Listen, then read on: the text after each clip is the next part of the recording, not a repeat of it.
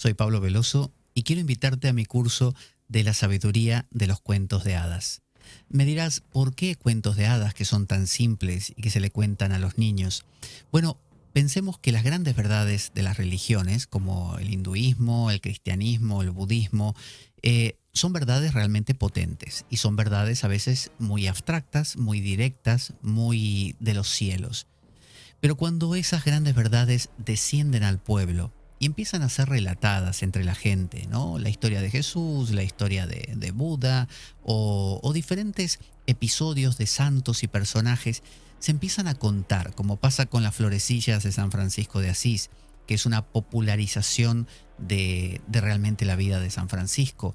Y se cuentan leyendas, se cuentan tradiciones orales que se van a veces transformando como ese juego de niños que es el teléfono descompuesto.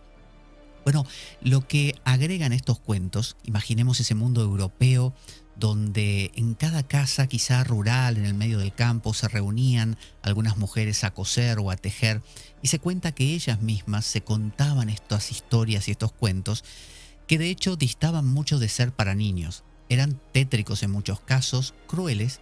Si apelamos, por ejemplo, a los cuentos originales de los hermanos Grimm, los cuentos de Andersen, los cuentos de Perrault, son cuentos que tienen una crudeza y a veces hasta una brutalidad muy grande, pero reflejan una especie de encarnación de las grandes verdades.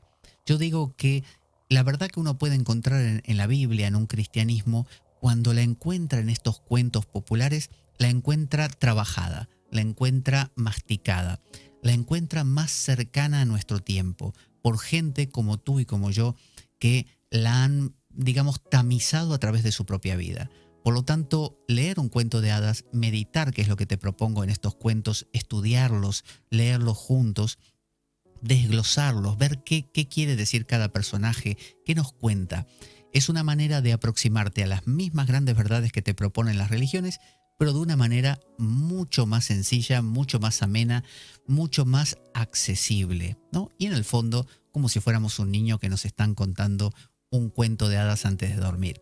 Así que te propongo que me escribas aquí, a este correo que te dejo, para que te pueda contar con detalle cómo podemos hacer juntos este recorrido por alguno de esos grandes recopiladores de cuentos como los que cité, que seguramente has oído de pequeño o de pequeña más de una vez. Así que ya sabes, escríbeme y charlamos sobre ello.